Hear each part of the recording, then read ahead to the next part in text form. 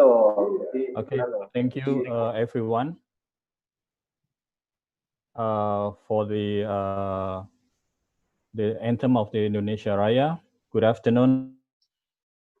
My name is Edi Setiawan, and I'm representing the Industrial Relations Committee of the IEEE Indonesia Sections.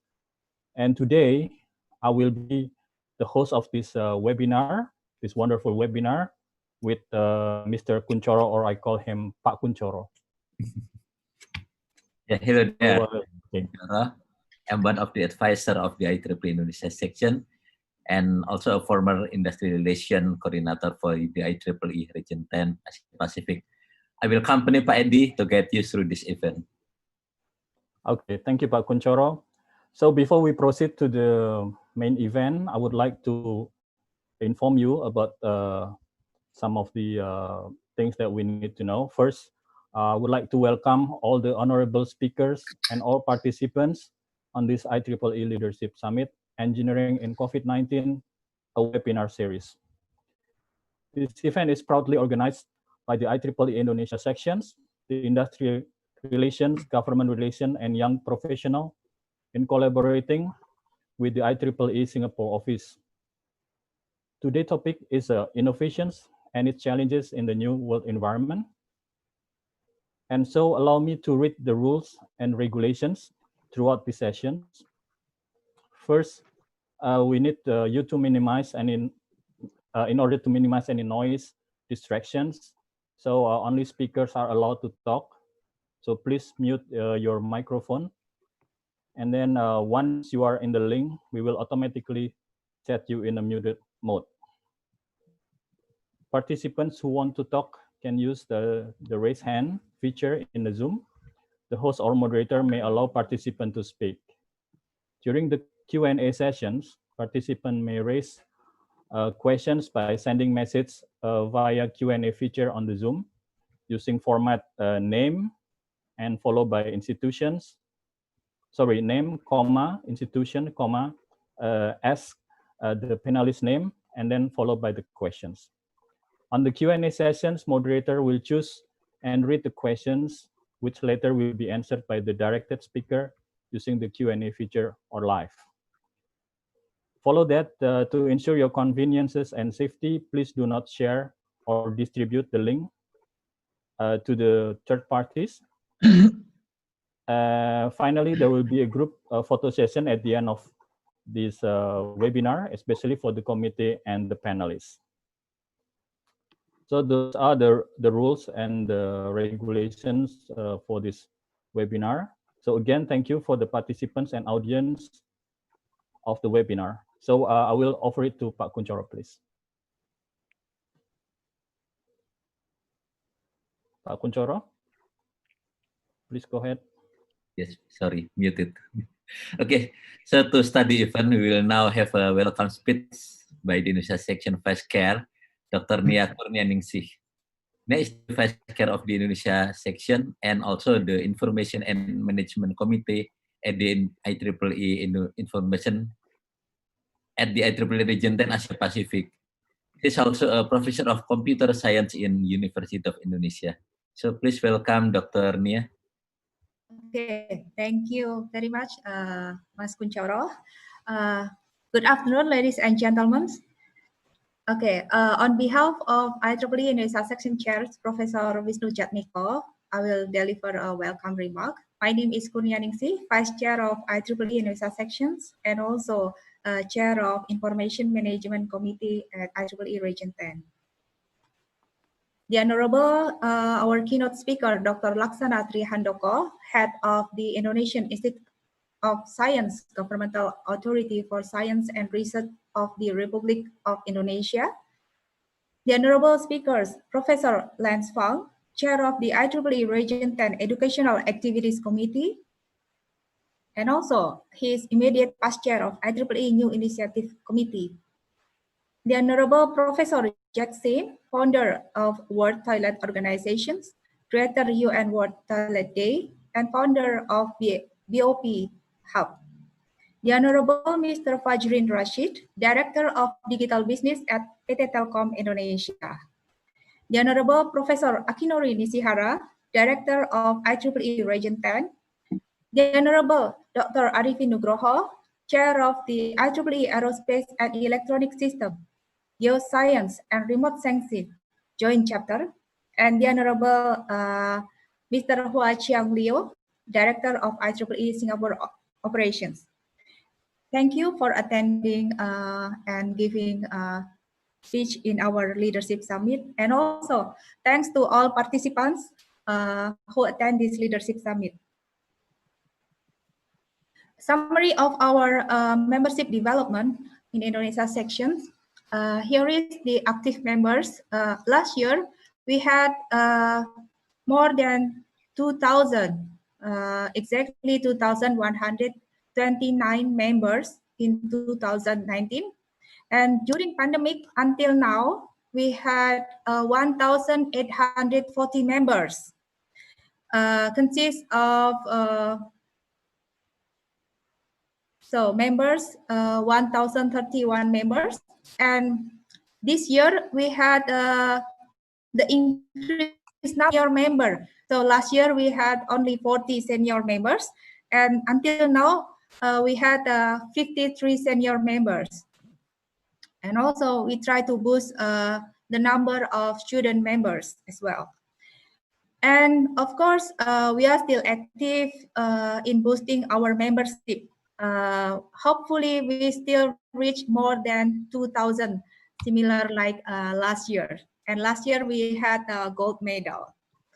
Indonesia sections currently has 17 chapters, including joint chapters here, and very active. And we also have 22 student branches. And currently we had total activities 93, including chapter, section, student branch, affinity group, WIE, and YP. So, IEEE Indonesia Sections Leadership Summit Webinar Series is initiated by Industry Relations, Government Relations, and also Young Professional Relations. And we had conducted successfully the first webinar series when the most important technology is teamwork in 2nd May. And we also had successfully conducted the second webinar series, Preparing and Shaping New Societies, held in 20 June.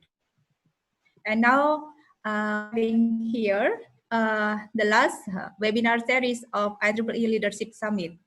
Definitely, this event, Leadership Summit, give a positive, high impact to the members and volunteers, especially in Indonesia and Region 10. Thank you very much. Thank you, Ms. Nia, for your welcome speech and a very good and remarkable speech for the opening of the event.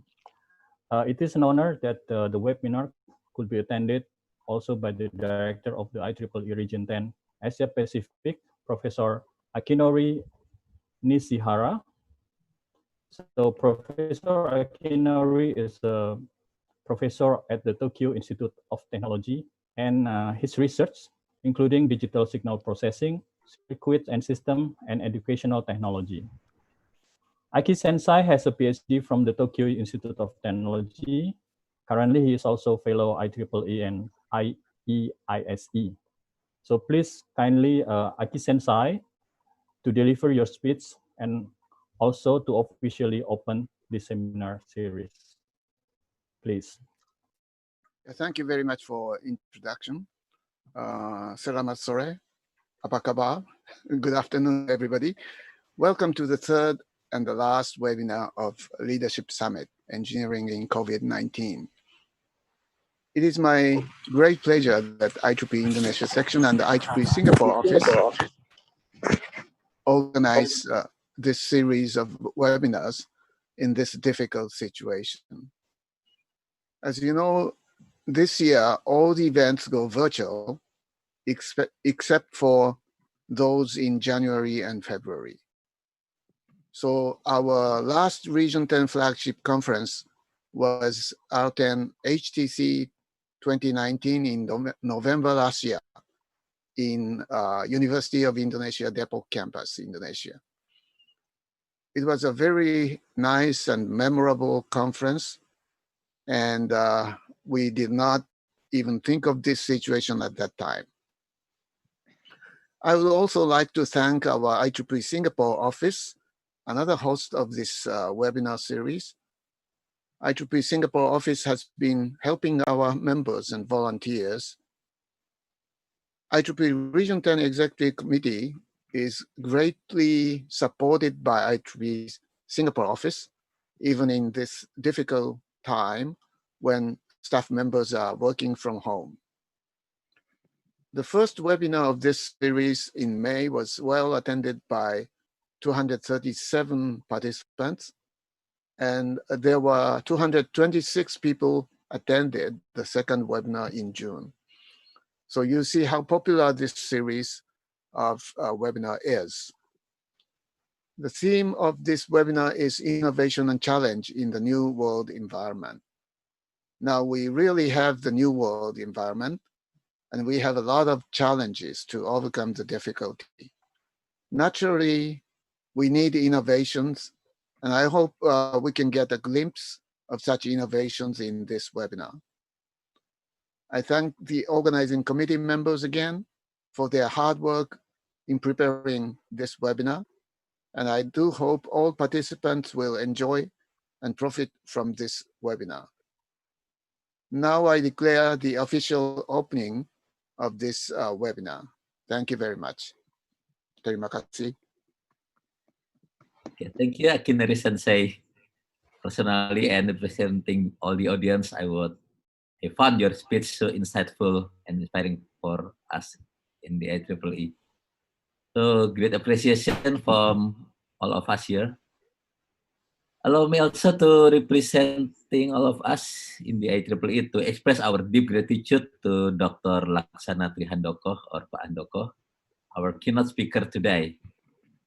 Dr. Handoko, or we call him LTH, is the head of LIPI, Lembaga Ilmu Pengetahuan Indonesia, or Indonesia Institute of Science. It is the government authority for science and research of the Republic of Indonesia. Having his PhD in Physical Theory Department in University of Hiroshima, Dr. Handoko has been doing the research in elementary particles with focus in elementary interaction modeling, biomatter elementary, and computing science. The title of the keynote speech is The New Era of Innovations. So we invite now Dr. Handoko, please, to deliver the keynote speech. Okay, terima kasih Pak Kunchoro. Thank you, Pak Kunchoro. So please allow me to share the screen.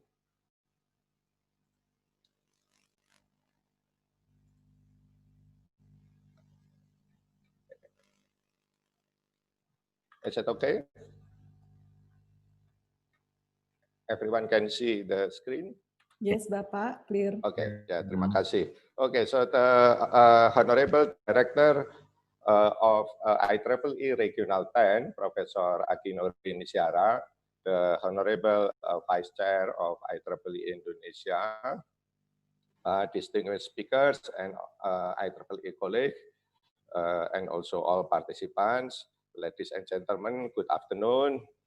Selamat siang, salam sejahtera untuk kita semua. Assalamualaikum warahmatullahi wabarakatuh, salam sehat. So it is actually a great pleasure for me and also a great honor for us at LIPI to join this webinar. And I would like to also thank IEEE Indonesia for inviting me as the speaker in this great occasion. So I would like to deliver a talk on are we in the new era of innovations? Yeah. So I don't know if it is already available or downloadable by everyone in the chat room or not, but I already passed my presentation to the organizer.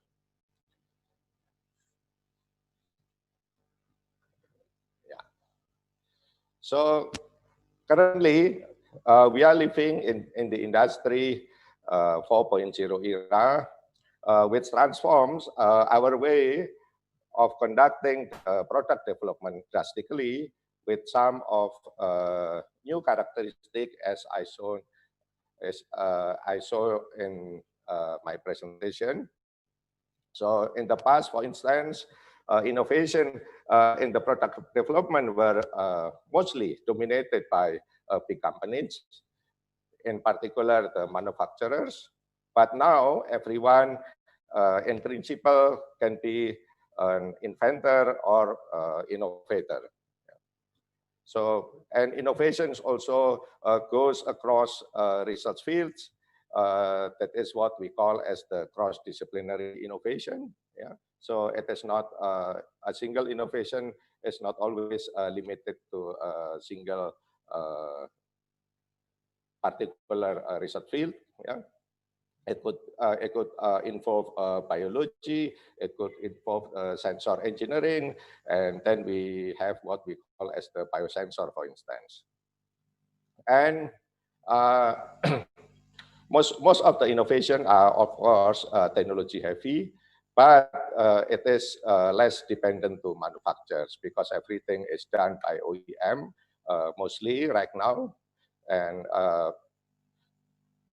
most of the innovation, of course, is based on the idea and brain intensive, not anymore the labor intensive. And all of the innovation, of course, it always involves some, a particular technology which enable the new product to be something different, something completely different, and something that could provide new solutions to any problem needed by customers. And of course, it is always and that is always what we right now know as the digital economy. Yeah. So everything is mostly based on the digital. Yeah. And however, most of the innovations have a very much shorter lifetime. Yeah, unfortunately, yeah, because so the technology, what we call as the technology cycle, is getting shorter and shorter. But on the other hand, it could lead a huge margin for the persons who invented. In addition to the Industry 4.0, starting from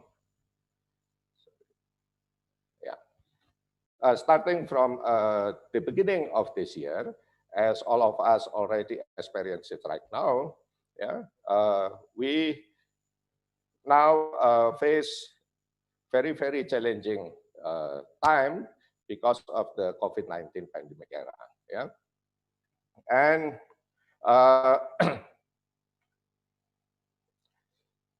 this pandemic era, it leads to the transition of the whole of our lifestyle, which transforms drastically our lifestyle, not only in the sense of the product development, as happens during the Industry 4.0 era, but also the whole lifestyle of everyone. Yeah. So not part of us, but everyone. But still, it leads to the, our style to be families centralized, or yeah, somehow it is a kind of individualist, something like before, but it is more family centralized lifestyle, and also based on our home, because everyone is working from home, everyone is take the school from home, and everything is done based on our home, our own home. Yeah, and everyone started to think to change their lifestyle to be more back to nature, with much simpler lifestyle. Yeah, because most of us are now more or less prioritizing the basic needs. Yeah, in particular health and food, we now become less consumptive. That means that we don't consider a lot gimmick or experience-based marketing or something like that. I can give you a simple illustration what I mean with the gimmick or experience-based economy. Yeah. For example, even we sell the same brand of coffee, for instance, yeah, made by the same manufacturer. Yeah. We can sell it with completely different price by adding some, maybe with additional uh, feature or gimmick, or that is what we call as we buy the experience more than buying the coffee or something like that. Yeah, but still, because it is more or less an individualist, it has the individualist characteristic. It is based on the idea and lead to more and more digital economy. But in contrary with the industry 4.0, it is with much less margin, because everything gets simpler. Yeah. So, and no more gimmick and experience selling or something like that. So at least less margin, but it is more steady. Yeah. And somehow it reduces also the economic scale. Yeah. Although from the business perspective, it should be more steady, because a kind of bubble economy hardly occur in this era. Yeah. But of course, as all of us now face, it leads to a kind of economic recession in most of the countries, including Indonesia and also Singapore. Yeah, so the problem is what we, either as the engineers or the industries should do to deal with both revolutions. Yeah. So I mentioned about the transitions, but actually it is a kind of revolutions, since it happens and it transforms all of the things in very short period of time. Yeah, so of course the answer is not so easy. Yeah, how to turn both of the revolutions, both of the revolution into new opportunities. Yeah, everyone tries to think about how to exploit the new opportunities in the in this challenging time, but of course it is not easy. Yeah, but we have to do it. Yeah, otherwise we cannot survive. Yeah. So how we can turn it to into new opportunities for our through sorry, yeah. So how to turn both of them into new opportunities to develop new innovations, yeah, by developing the new innovations, how we can make differentiations to be more innovative, to generate a product with with different characters with the other ones, so we can be more competitive, etc. But everything is should be based on what we already have around us. Yeah, because this is what I already mentioned, that everyone is trying to back to nature. Yeah, this is the change of lifestyle, where everyone wants to tend to think about the basic needs. Yeah, so in terms of product development, we have to think more on how we can explore everything based on what we already have around us.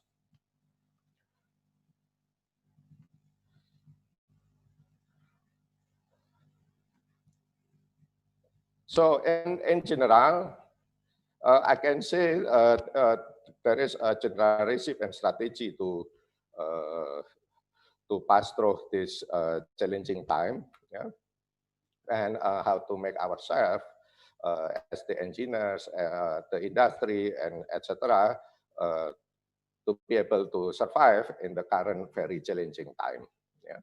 So first, of course, we have to be more innovative, as already mentioned, by exploring more of our own or local human and natural resources.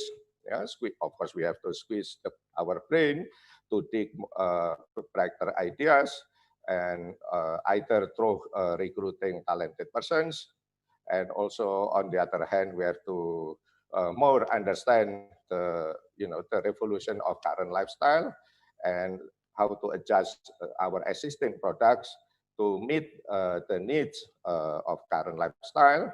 Or maybe we can also develop new products based on the above points. And secondly, this is what I'm going to present in more detail about the government supports. Yeah. How we can support innovation-friendly ecosystem to help our communities, to help our people to go through this very challenging time. So because LIPI is one of the state-owned research institution in Indonesia, and actually we are the largest one in this country and also in the region as far as I know. Yeah. So I would like to present how we change our focus, how we refocus our programs during recent years. Yeah. Actually, we already started this before the COVID-19 pandemic, but I think these changes are quite relevant with our strategy to support our people during the COVID-19 pandemic. So one of the focus of LIPI is to conduct some activities and research related to our local. Yeah, as already mentioned, we try to explore more our natural, local and natural resources, and to utilize it for for the sake of our people. So we focus on the Indonesia biodiversity and somehow also the non-biodiversity. Yeah. But talking about the biodiversity, it does not mean only limited to the life sciences, yeah, because it could, in particular, if we think more on how to utilize it, yeah, it could cover also many research fields, including the engineering sciences, including the IT, including the, as I already mentioned, something like biosensor, AI, artificial intelligence, and so on. Yeah. So this is the illustration how the focus on Indonesian biodiversity could involve many wide spectrum of research and science fields. Yeah. So we at LIPI we start from the ex situ conservation through botanical gardens. Yeah, through botanical gardens, because LIPI manages all of the botanical gardens across the country, and we don't stop at the collecting the living specimens of our biodiversity, but we also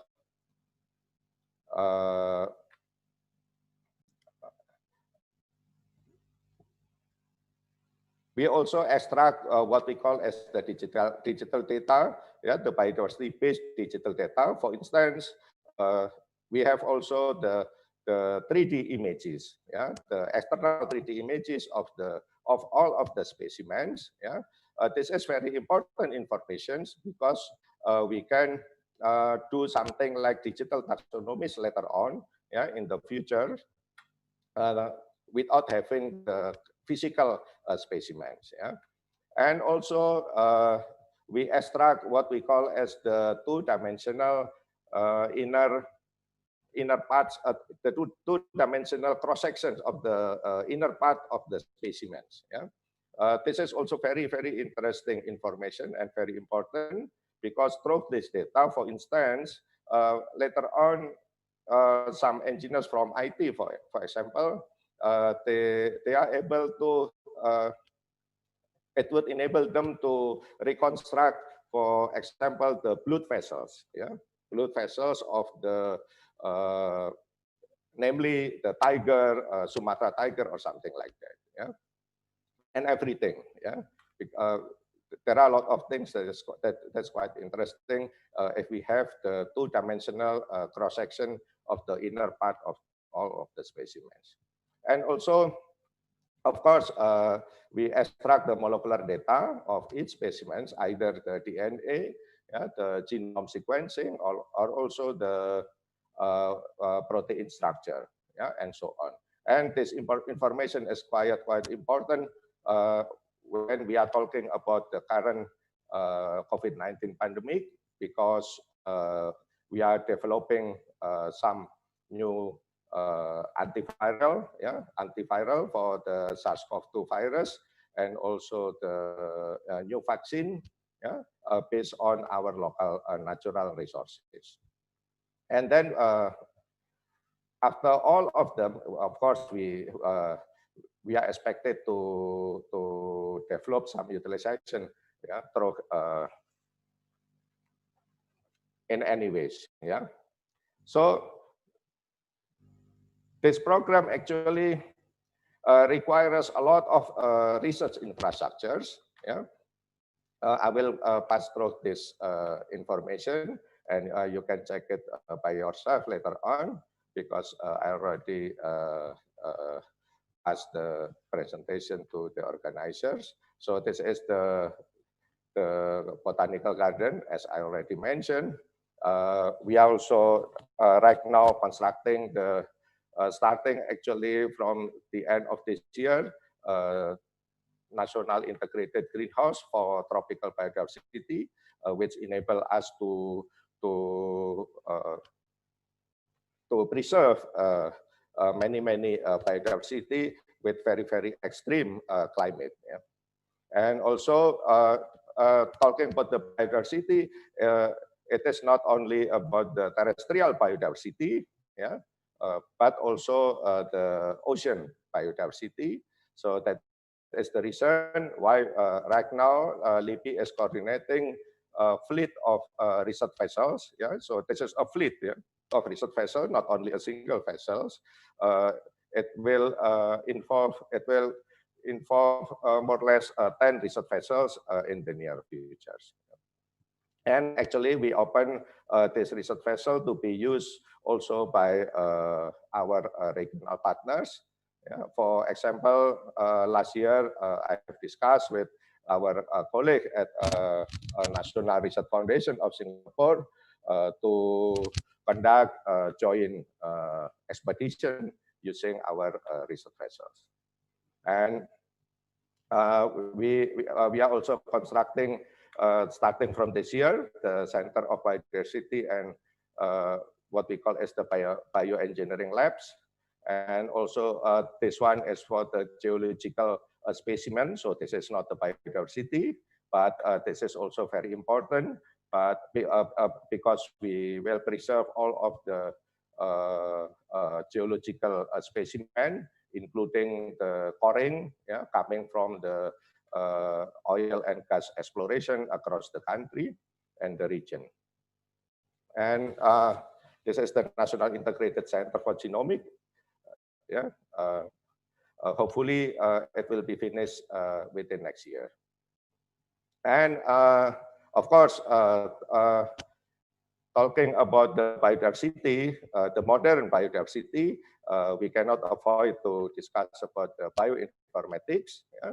And that is the reason why LIPI manages the largest high performance computing in Indonesia. Yeah. Our HPC is actually intended to support the bioinformatics, but it is also it can be also used by anyone else, not only limited to the bioinformatics people, yeah, but even another regular IT people, they are also allowed to use our HPC facility. This is in Indonesia, we call it CPOTP. Yeah, CPOTP is a kind of pilot plan to develop the new drug. Yeah, new drug based actually the traditional drug. Yeah? So something like herbs and so on. Yeah. This one, the iLab is ready. Is already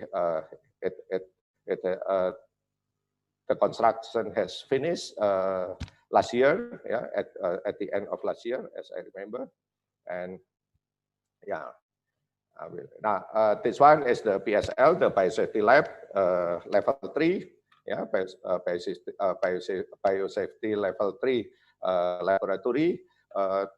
This plays a very important role during this COVID-19 pandemic era, because all of the research related to the SARS-CoV-2 virus will end up at this BSL-3 lab. Yeah.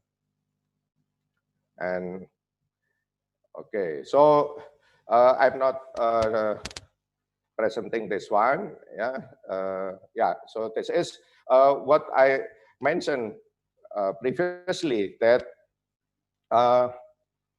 one of our focus is how to support the innovation-friendly ecosystem. Yeah, in particular during the new era. Yeah, not only because of the Industry 4.0, but also because of this current pandemic era. Yeah.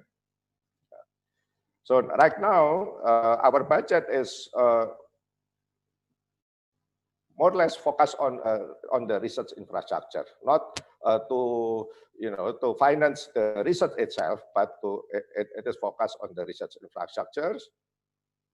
And we open all of the research infrastructure to be usable by everyone, yeah? Either from the research institutions, the universities, also the industries. On the other hand, we try to improve our capacity and competency on conducting advanced researches by recruiting highly skilled new researchers with that should be the PhD holders. Yeah, some of them are diaspora, yeah, Indonesian diaspora, and so on.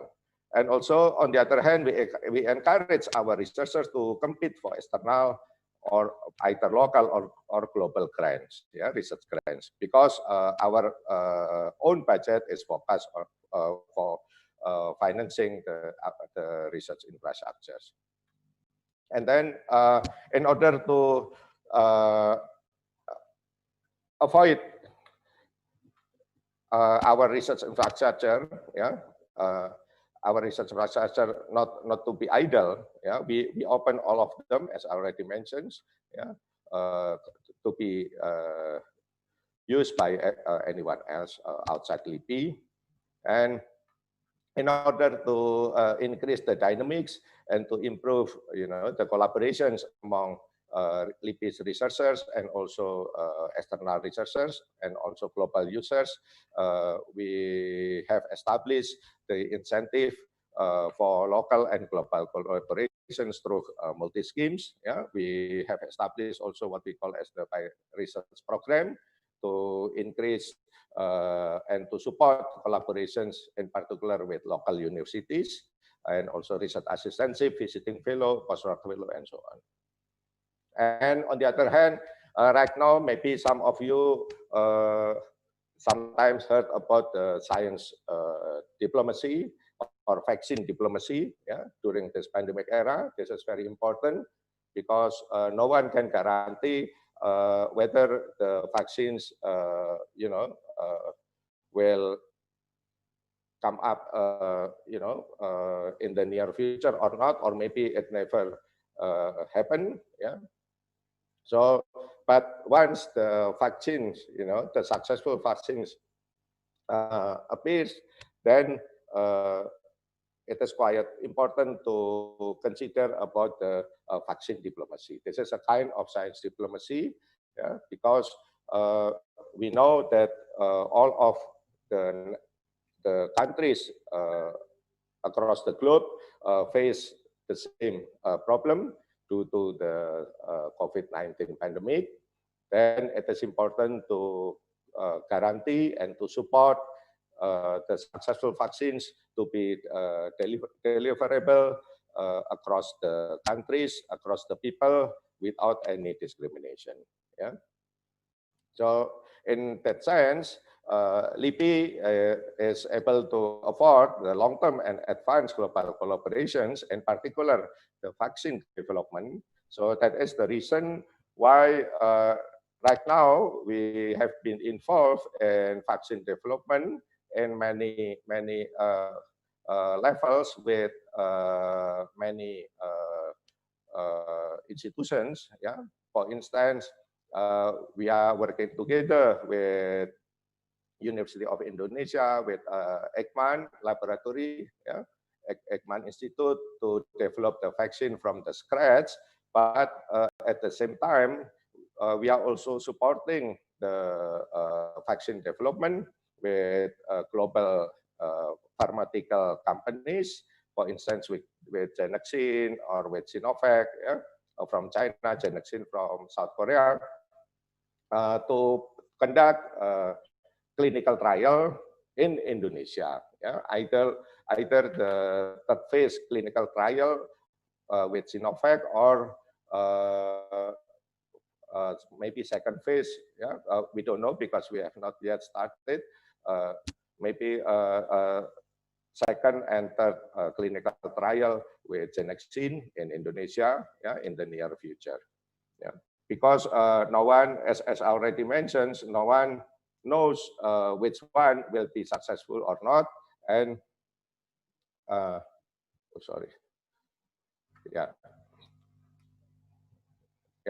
no one knows which one of the vaccine, I mean, will be successful or not, and we have to make sure that we have the access, and we have the capacity, we have enough knowledge transfer to produce the vaccines with ourselves in Indonesia, yeah, to make sure that we can distribute the vaccines for our people. Yeah, actually, Indonesia has a big, very big populations, and we have estimated that at least we should provide the vaccine for 170 million of Indonesian populations to establish what we call as the herd immunity, yeah, through vaccine.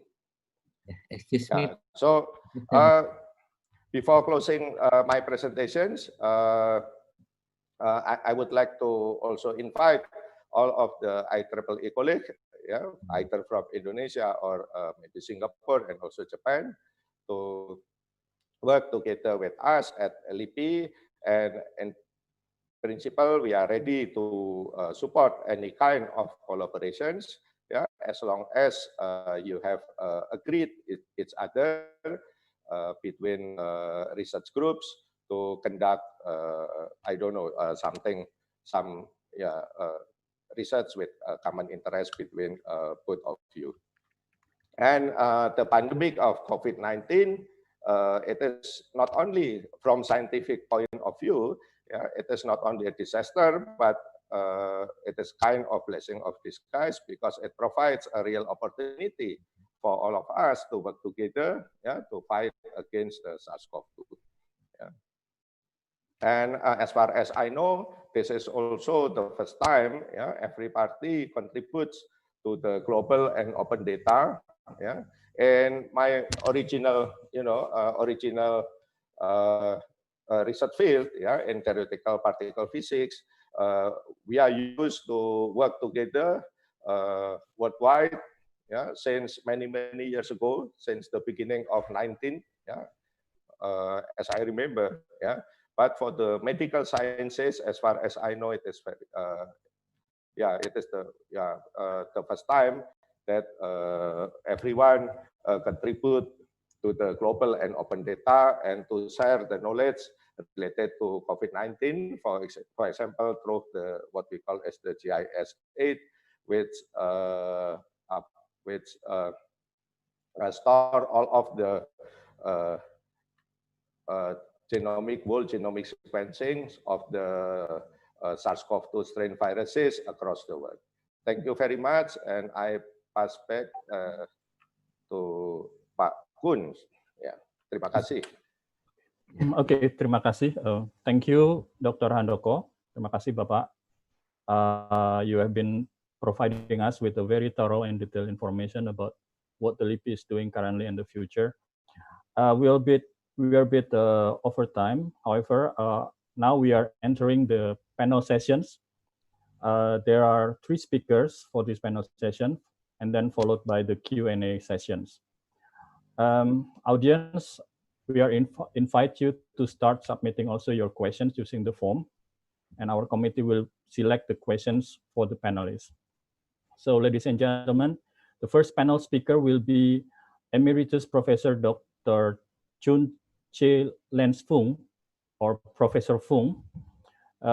He is the chairman of the IEEE Region 10 Educational Activities Committee. He was appointed as Emeritus Professor by the Murdoch University in 2015. We invite now Professor Lens Fung to deliver your presentation on innovations and challenges for artificial intelligence, the Australian and IEEE perspective. Your time is about 10 minutes, sir. Time is yours now. Okay, good afternoon, and thank you very much. Well, selamat sore or selamat siang, either one of it. So, thank you very much for this opportunity. And I have the honors and the pleasure to be among all my eminent colleagues and the speakers. And also in particular, I would like to thank the organizers and also the leaders and the office bearer of the Indonesia section for running this very important leadership summit webinar. I have also attended the earlier 2 webinars, and I listened to the talk by Professor Bambang and also Dr. Ismail. And also just listening to the work being done in the LIPI, and I think it's very important. I do observe the characteristic in terms of the collaboration. Well, for my talk today, I'm just looking at one aspect of this engine driving the 4th industrial revolution. And also we're looking at the real world environment as well. So I'm hoping you bear with me that for the next 10 minutes or so. So if you don't mind, I'm going to take away my camera so that I can concentrate on the screen. Okay, so I'm aware of the time as well. So first of all, I thank you, Agnes Uranti, for chair of this leadership summit, and she wrote to me and invited me to be involved. And I just very quickly take a look at the 4th industrial revolution. I take a look at the role of AI, which is not really new. But I would like to share the information from the Australian perspective. It's mainly from our CSIRO, from 2 important documents as far as I'm concerned. One is the AI roadmap, and also another one is talk about the ethics. So CSIRO, to a certain extent, is quite similar to your LIPI.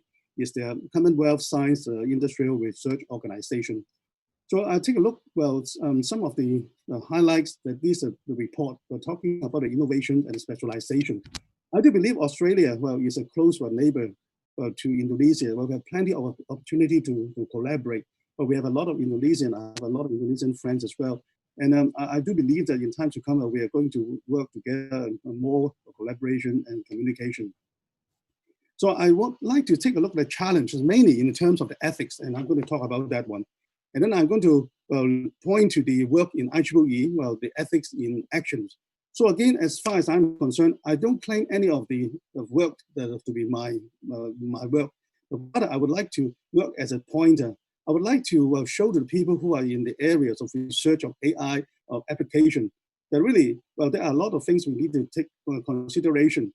They are more like a challenge than rather we just relying on them. Because I do feel concerned, in terms of a lot of papers, a lot of application. But if we do not look into the basic fundamental of the ethics and the integrity and all those things, we could be in bigger trouble ourselves. So, and then I'll take a look, well, as I said, I mentioned this briefly, very briefly, only 10 minutes, where we can't spend too much time on it, on the ethics framework. So, for my background, well, you can take a look at my university, Murdoch University, Profile Lens Fund, and then you can take a look at my background. I'm not going through too much of it. So as you can see, we are really in a close proximity. And I would say that for us, we're coming to Bali is very much more closer, going to Sydney and Melbourne. So there are a lot of people, they do like to take a Bali as a holiday place and also for retirement as well. Well, my personal background, I'm not going through too much on this one, but I always would like to show the pictures. I'm amazed in terms of the technology has advanced over the years. But the first picture you see on the right-hand side, well, it was the picture in 1974 on my first job on a radio station in the ship. And the second one actually is in 1976. Within these few years, well, at that time, the communication is still based on Morse code. We're working on a medium wave and high frequency and all those things. And then, but as a matter of fact, just a few years' time, a satellite emergency system has already been implemented. And then the next picture was around 30 years ago in 1981, 40 years ago now, looking back, well, when I started working on my master dissertation, well, it was the work at first touch on the microprocessors, 8-bit microprocessor from Motorola. And this device you see on the left-hand side actually is the Hewlett-Packard, 64,000 microprocessor emulator. And looking back now from 8-bit machine to right now is really, we're all amazed. And also we don't know what the next 50 years is leading us. So I highlight some of my role within IEEE, and I have been using my experience for these 2 months. I share so many webinars. Well, you'll be surprised to hear that this webinar, my tricking to you, actually this is my 45 webinar I've been sharing since the beginning of May. And I use the opportunity to share the information, the resources from IEEE, also from conference quality is concerned, and also initiative is concerned. Okay, fourth industrial revolution. So no doubt about it, we all agree that we see over the years the change from the steam engine, the first generation of industrial revolution, followed by electricity, followed by computing. Now we are in the cyber physical system, whereby we have a connection to the internet, where we have a microprocessors, we have things working on the cloud. So we have a mobile phone with so much computing power, which is much bigger than a machine many, many years ago. And also, more importantly, is looking on the software. So this is where artificial intelligence comes in. If you take a look at IEEE as an example, well, we can use it as some kind of benchmark by looking at the publication and the papers in different areas. Well, we're looking at autonomous vehicles, talking a lot of cloud computing, Internet of Things, cybersecurity, big data, and autonomous robot. So you can see it's an indication of the interest and the output from the industry and also the academic and the research community. But most importantly, when we look into the future, 65% of the children starting primary school will no longer have a work that exists yet. The picture I showed you earlier on, my work on the radio officer is already no longer there since 1997.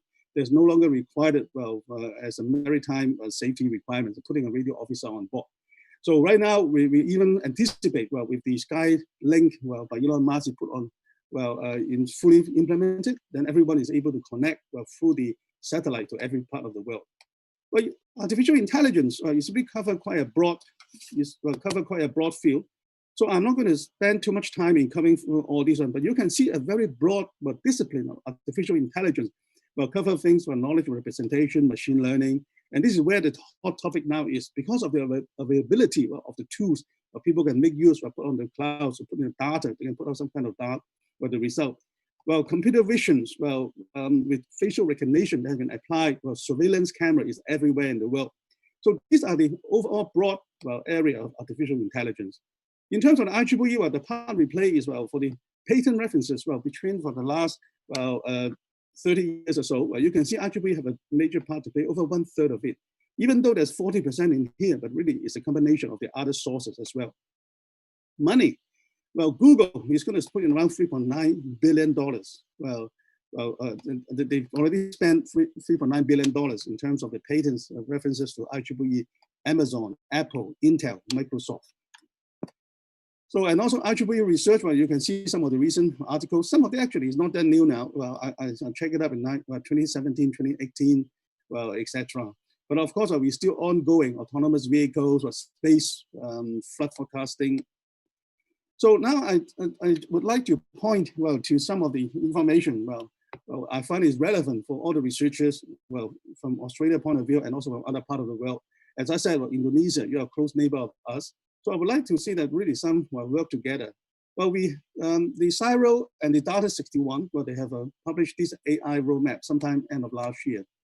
So you can, well, you're more than welcome to download it. So really, you just highlight, well, what are the potential inside, well, this particular discipline. They're talking about what 22.17 trillion is expected, well, around 2030. And they're talking about this particular work, how it's going to create jobs, economic growth, and also improve the quality of life. So these are some of the highlights, well, we call quick facts. They're talking about the money involved. You have heard around $22.17 trillion. They're talking about the new startups, talking about the medical application, talking about autonomous vehicles that are going to reduce the accident. They're talking about how it's being used in the farms. They're talking about the mining. Well, Western Australia is the key, mining is our key industry and our key income. They're talking about even how the sensor is being used to monitor the health of the Sydney Bridge icon. And there's some other examples looking at in the helping with the people of the impaired vision and helping the senior. Obviously, the aging population is one of the main issues faced by the Western world, including Australia, Japan, etc. So using the new technology is important. Farming is one of the areas, and also how to start up, and also using bushfire. Well, you're all aware that last year we have a big bushfire in the east coast, and also mental health. As a matter of fact, COVID-19 actually is affect a lot of people, and the mental health is really one of the main challenge because of being locked down. Well, skin cancer is again another one. Well, the skin cancer is one of the highest cancer for Australia because people love the beach, but people love the sun, and also how to create new jobs. And in the Australian perspective, for the opportunities, we look into three main areas: the natural resources and environment. This is what we have. We have the land, we have the space, we have the mining, and we have agriculture. Aging, health, and disability. Well, as I have mentioned, health itself, well-being of the population is a main challenge. And also right now, COVID-19 obviously is a big global challenge as well. And also in terms of the planning of the cities, or the towns, the infrastructure. So now we've seen that AI is doing so much things. Let me ask a question: is AI really leading to the utopia? On the other hand, we see some articles come up. It could be quite some kind of concern. Well, no doubt we have a lot of activities, a lot of research going on in AI. People thinking that, I just pump in the data, big data, analytics, we can get all the results forecast. Is it really good? Well, there are some reports coming out. I think it should be some concern. Millions of Black people affected by racial bias in the healthcare algorithm. Well, we have the algorithm that detect hate speech online are biased against Black people. Well, we see the best algorithm struggle to recognize the Black faces equally. And then artificial intelligence have a problem with gender and racial bias. Okay, talking about this is a famous person, Oprah, and as you say, that appears to be male, 76.5%. Okay, Michelle Obama, this is a young man, wearing a black shirt. The confidence level is 80%. Well, we see there's a major issue in there. And also, what's more, if we start to apply those algorithms, those results, if we try to so-called predicting the criminals, and then if those devices are biased, well, maybe you remember there was one movie, called Minority Report, and talk about this clever machine is able to predict how crime is going to happen. So therefore, they send the policemen try to stop it. But really by itself, fundamentally, there's some kind of issue in there. You claim that you're going to predict the crime, you're going to prevent it. So in that case, the crime is not going to happen anyway. Okay, so if it's going to be abused, it could be a big major problem. You can see that the IBM abundance of biased facial recognition. Facial recognition fails on the race, and also the passport facial fails to work with the dark skin. And make it quite clear, a 2019 study indicating the facial recognition works poorly on women and older and Black or Asian people like you and me. So there was another, this one I post actually talking about well, two discussion, well, with two leaders, well, in the AI in this area, talking about how about the bias. So the question is, well, if we are having, well, the system, well, having this fundamental question, is there any violation with what we have in IEEE? In IEEE, we have a code of ethics, and recently in June 2020, we have updated, and I will highlight just one part of it. You're talking about, well, this is the expectations, well, in this, in this one, is to treat all persons fairly and with respect, and not to engage discrimination based on characteristics such as race, religion, gender, disability, age, national origin, sexual orientation, gender identity, or gender expression. This one is adopted by the IEEE Board of Directors and incorporating revisions through the June 2020, just recently, in the earlier meeting. So if that's the case, I begin to question, well, are we able to rely, and how do we handle that? So this is where, again, IEEE comes in. We have this particular website where you're more than welcome to take a look at that. It's called IEEE Ethics in Action. That is really need to call for action. Well, for businesses, well, if you want to use AI, you really need to really consider it carefully. Well, we have released it with a document, well, called the Ethically Aligned, well, Design. And also, well, there are some teaching materials, well, on an ILN. Well, talking about it, you really have to go back to the fundamentals. Well, when you try to apply to this, well, there are some of these chapters that are talking about, well, how AI and autonomous system, how your AI is going to be incorporated into that. So there are the basic principles, like the human rights, like the well-being, well, the data, how you handle that, effectiveness, transparency, accountability, awareness of the misuse of competence as well. Well, most importantly, we need to ask the question, who is going to be responsible? Well, if there is something wrong whereby the design, well, or the system is not giving you the result, well, which is according to our ethics or principle. So similarly, our Australian government, we also have the AI ethics framework as well. So we have come up with a document. So I would like to point to some of these principles. Again, you see very similar to the IEEE ethics in principle. We're looking at the human, we're looking at the social, we're looking at environmental well-beings. Well, you need to be human-centered. You need to be fair. You need to be privacy, you need to be protected, and the security of the individual as well.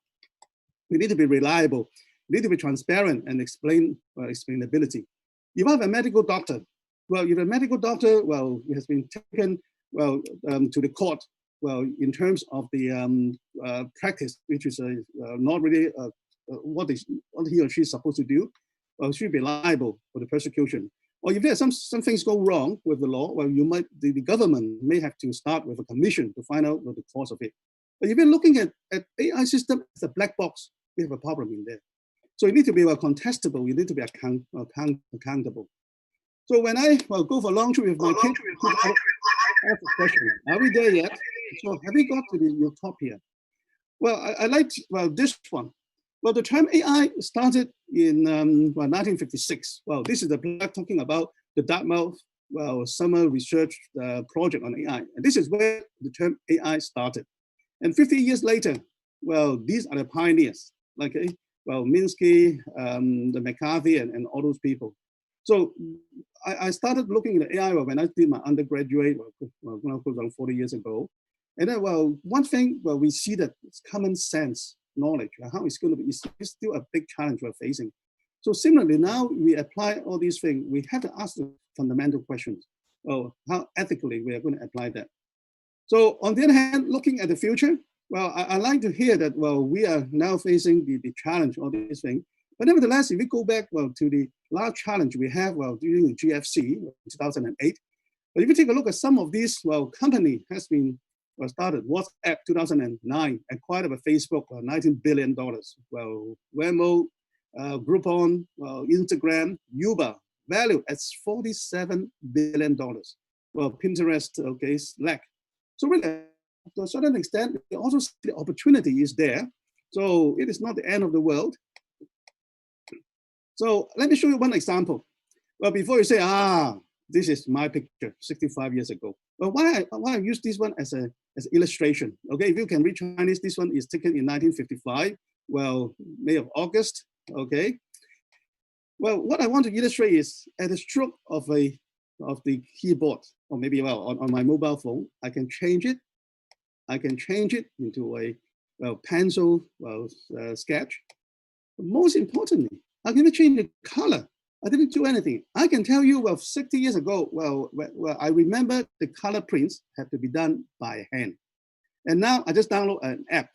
I can have a picture 65 years ago. Now it's going to change the color for me. And it's not, I'm not surprised that you must have seen some of those now historic clips over 100 years ago. They're able to transform it into color. So really, we see AI is going to be another era. Okay, we see this deep AI.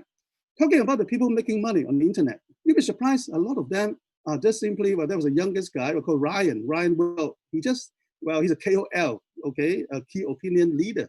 He make $22 million just making comments, well, on the toys. Okay, so what do we see? I do see the next frontier. Well, we have seen the application of AI of all these different applications. I believe that creativity is important. And how AI is going to go into creativity, well, is interesting. Entertainment is on as well.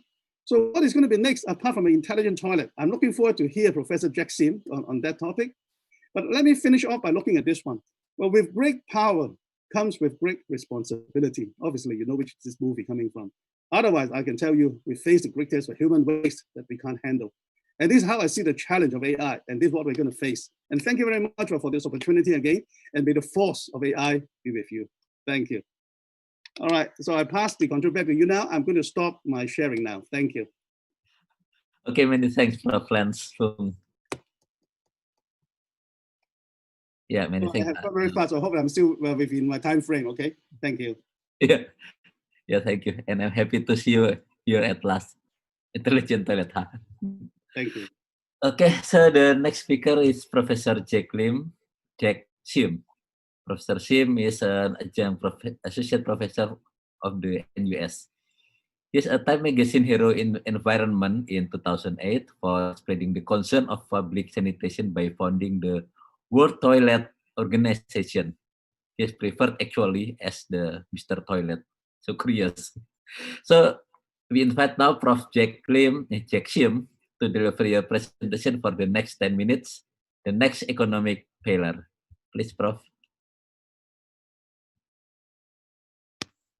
Thank you very much. I would like to share my screen and show you a PowerPoint.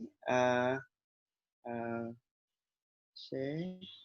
Can you see the screen? Can you see? Is that James Bond?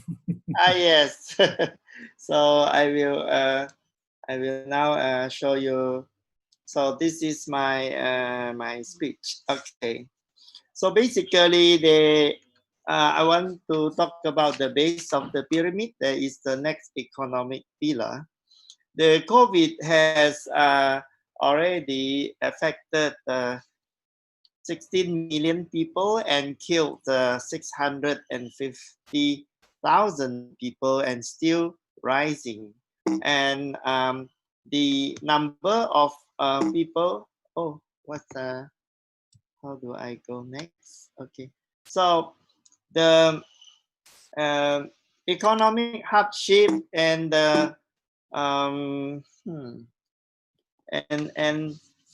it's going to continue. Very, very serious problem. So we are going to lose about 200 million jobs in the next 3 months. And in this time, you can lose your money, but you have to keep your sanity. And instead of being a job creator, a job seeker, you have to be a job creator. So where are the new jobs? All the big capacity factories have a lot of capacity, but nowhere to find the customer. So the new customer is actually the base of the pyramid, because the top of the pyramid is not buying, the middle class not buying, but the base of the pyramid were not served as a customer before, and now they are there for you to serve. And this is 4 billion new customer earning less than $8 US a day, and is worth $12 trillion. Now, our vision is to bring all the government, UN group, university, development banks, social entrepreneur, multinational NGOs, small, medium enterprise, investor all together to work like a Swiss watch. In this time, they are not working together, but we want them to work together now for efficiency of the base of the pyramid market. The Singapore, when I was young, it was a very poor, and our GDP was only $500 in 1965, same as Kenya. And in a short time, our housing changed from the top picture to the public housing and the train, MRT. So the only way to get out of poverty is to do business and teach people to work and to do business. So I started with the Deputy Prime Minister coming to do a BOP Hub, World BOP Convention. We do trade show, trade convention in Singapore, in Mexico, and also the former Prime Minister. And we want to serve the 17 SDG. All the problem has already been defined by the UN, and we built the first SDG center in Singapore, a 65,000 square foot building next to the Ubi MRT station, to become the World Trade Center for the poor. We also set up, together with all the social entrepreneurs of the world, 4,000 of us, a Catalyst 2030 to match and train all the people, because all our solutions are already found. How to make off-grid electricity, TV white space, how to value add on coffee to coffee powder to coffee in the cafe, chili to chili sauce. We know all the solution. Now is to make everybody have the opportunity to increase their value addedness from farmer to table. And so these 4,000 solutions that are found, business model and technology, which is already carried out everywhere in the world, should be carried out not only in one place, but in every place. So in order to be successful, I promote copying, because innovation is 90% failure and copy is 90% success. So we want everyone to copy one another so that the poor marketplace can be very efficient. So if you are growing chili, you can make chili sauce that is 100 times the price. If you make coffee bean to cafe coffee in Starbucks, that is 100 times the price. And water also, from dirty to clean, is many, many times value added. And in a university, we have all technology, fintech, agri-tech, this clean tech, high healthcare, health tech, everything. So we want to integrate all this together. So myself, I started helping people get toilet when the subject was not spoken, and there is a 2 billion people without toilet and 4.5 billion sewage not treated. And so I created World Toilet Organization 20 years ago and got the world leader to start to promote sanitation, like the President of India, the Crown Prince of the Netherlands, who is now the King, President Clinton. We go to Time Magazine, we go to the UN to lobby to for the UN to adopt our founding day as the UN World Toilet Day, and we have the unanimous 193 country unanimously declare 19th of November as World Toilet Day, which I created.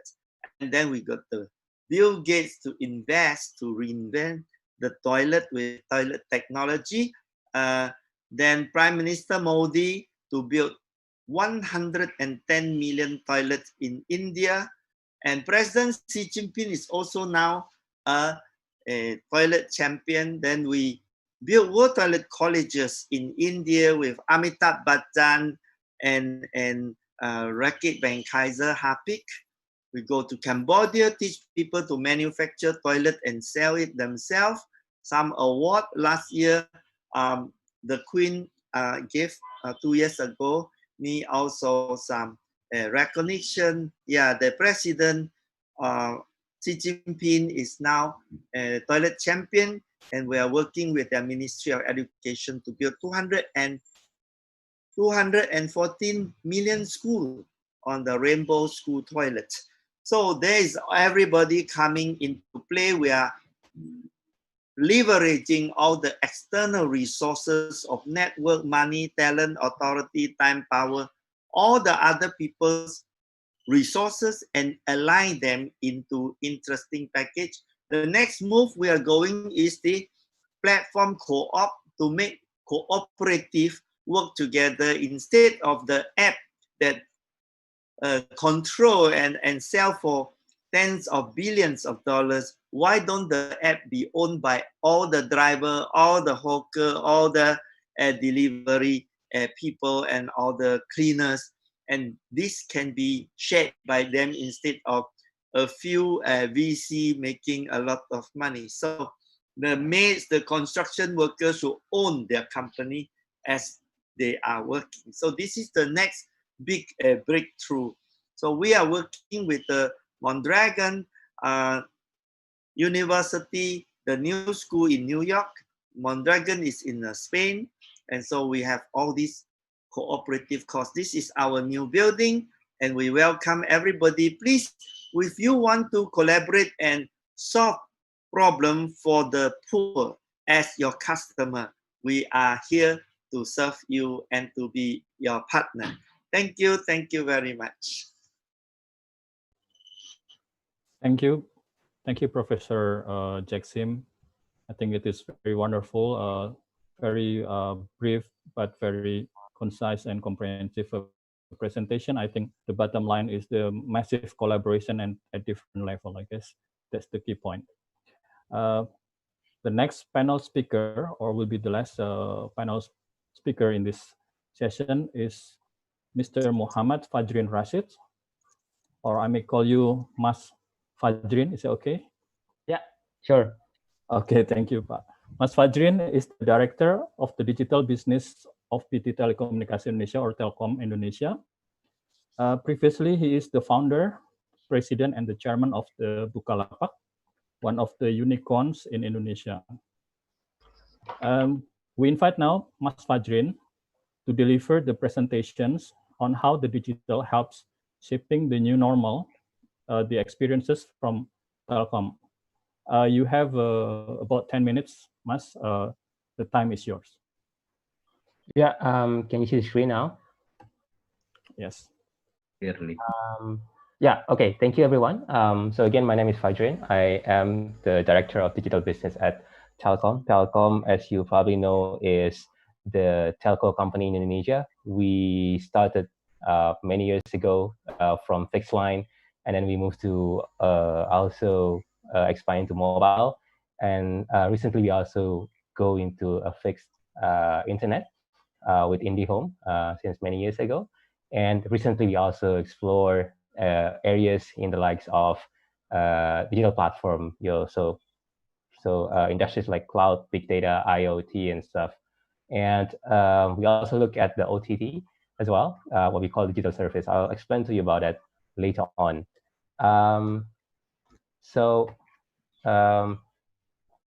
Here is the, sorry, can you see this? Still a problem. Okay. Yeah, I assume you can see the presentation. So if you look at the disruption, and so first of all, there are two types of disruption. The first is what I call disruption to counter what is a new company is trying to disrupt the incumbent. So if you look at this chart, if you look at the dotted line, is the actual natural growth of the economy.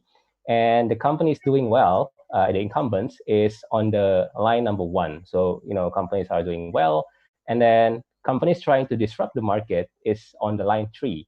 At first, they are trying to do something that is probably not good. Initially, it's not good, so below the economic line. But over time, they will be better at the economic line. And that will drive people to switch into moving into this disruptor, right? So this will force the companies to flounder. they need to react to what happened in the disruption. So think of this with the case of the camera, right? At first, the digital camera is not as good as analog camera. So analog camera dominating the market, and then the first digital camera was not as good as the analog. But over time, digital camera is getting better, and people switch to the digital camera. At the time, then the analog company facing problems. The second area is what we are experiencing at the moment, right? So for because of the COVID, everyone is affected and everyone is trying to innovate, or everyone needs to disrupt themselves to conquer the market. So this is what happened with COVID. The economic line is impacted. So everyone needs to disrupt or trying to innovate to become better or to come up from the situations. Otherwise, we are all going down. So the first motive of digital innovation is to survive, right? To face the new competition, to be able to gain a market share. And the second, at the moment, which is why we are doing at the moment, is to grow because of the situation. Now, the thing is that when we talk about the innovation, the digital, the thing about digital is that the key is not the technology itself. Obviously, technology is important. The previous speakers mentioned about AI, and obviously is one of the things that we are also looking really closely at telecom. But from the company perspective, what matters more, or what should be prepared first, is the people itself, right? How to prepare the digital talent within the company, how to be prepared to people to face the changes, and prepare what is needed to address their challenges. So for us, we in the telecom, for example, we try to first embed this urgency of the technology to people, from the leaders all down to everyone in the company. So maybe you know again telecom about the infrastructure company, right? We provide the connectivity from fixed line and then mobile and then satellite, and then recently fixed internet home. This is one of the areas where we are leading in the country at the moment. And if you think about the key in this, it's really about the technology adoption. It's really about how to provide a capital to provide towers and cable and so on, and then we are able to provide the infrastructure to the people. But as I mentioned recently, the growth of the digital connectivity or infrastructure, telco infrastructure, it seems that a lot of people understand and believe that the growth of these business is limited going forward, or it will not be as fast as before, right? And it's not just happening in Indonesia; it's happening around the world. Telco industry is facing limited growth opportunity going forward. So we need to move. And what we are doing right now at Telecom is these slides. So we are starting from the bottom, where we are strong at the moment. We are trying to go above. We are trying to go into digital platforms. In fact, we have some capabilities here already in data center cloud, big data, IoT, and so on. And we're also trying to go even more above, right? We are trying to go into digital services, or some people call this OTT, provide application services, IT consulting, and so on.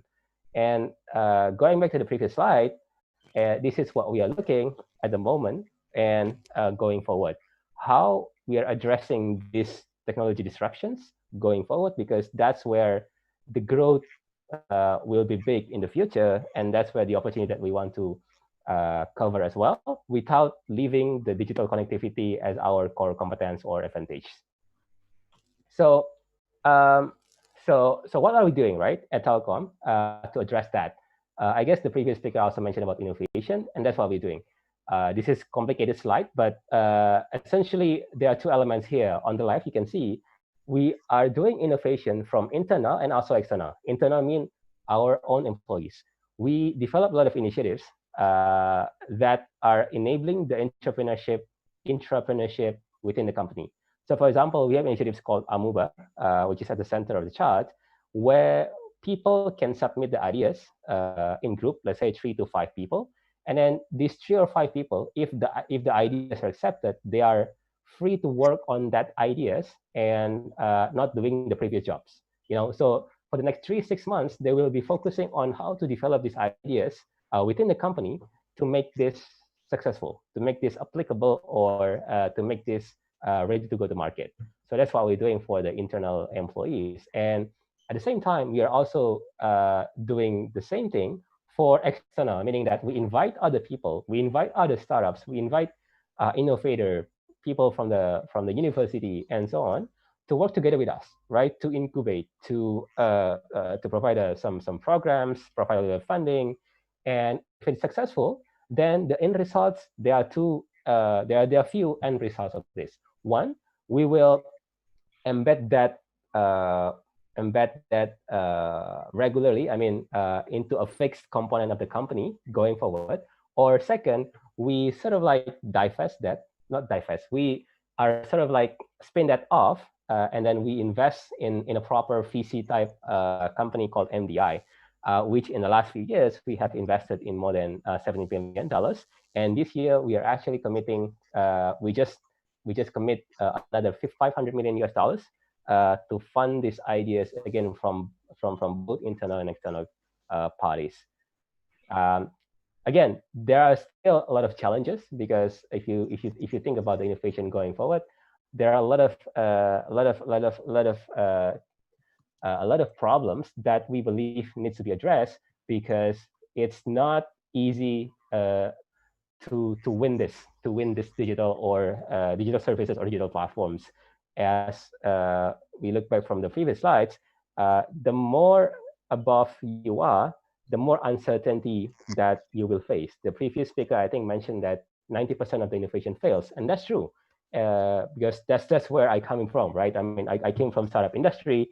I see myself that there are a lot of failures along the journey that I'm facing. So to do that, we need to go back to the basic, like what's the core problem that you want to solve, and how to address the solution to that problem. For example, at the moment, we're talking about COVID. So what is the problem here, right? I mean, obviously there's a COVID, but it doesn't mean that everything is bad. In fact, there are a lot of challenges that is turned into opportunities. For example, in health sector, that's the industry that we're seeing really growing fast at the moment. Another in the food industries. That's one of the sectors that we are also looking for, because that's, again, people still need to eat, right? So everything, so this is something that this is an industry that is not really affected because of the COVID. Obviously, the restaurant is affected, but if you look at the whole value chain of the food industry, it's not really affected. In fact, it's actually growing because people going back to the basic. So those are some examples, right? And another thing that I want to focus as well is the value of synergy. So there is also aspiration from the government of Indonesia that Telkom needs to also partner with other SOEs or BUMN, right? So that we are not just doing whatever within our company, and then other SOEs working in their own industry, right? There must be something that we can work together, because if we do it together, it will be more effective. It will be more powerful. For example, when we talk about digital infrastructure, right? Let's say we talk about data platform or data exchange platform. The big data, the more data you have, then obviously the better, right? And then digital talent pool. So maybe instead of build competency within our own company, we can share. So that's something that is also being discussed. And the third is how to replicate the innovation that I mentioned before into or across many SOEs or across the nation. So that's something that right now we are discussing with the SOEs ministries and also other SOEs. I think that's it for me. Thank you.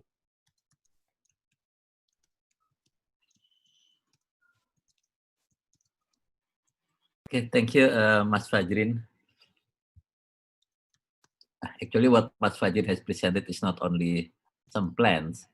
Since last month, he is also leading what we call digitally supported ecosystem development for government of Indonesia, including agriculture, SME, and others.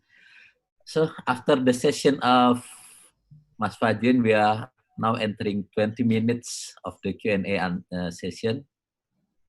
As we have mentioned, the audience may only submit the question using the form. Pak Leo from Singapore and Pak Ford has selected some questions. Can you read the first question, Pak Denny? Sorry, Pak Edi. Okay. Yeah, I think the last presentations from Mas Fadrin is also very, very interesting and inspiring. Yes, indeed. So, yes, so we are now in the Q&A sessions. There are several questions being posed to the committee. I would like to read the first question. This question is from Ms. Ratih from STMM University Erlangga. The question is for Professor Lance Fung. The question goes as it is, in this digital era, millions of people facing the personal data security problem.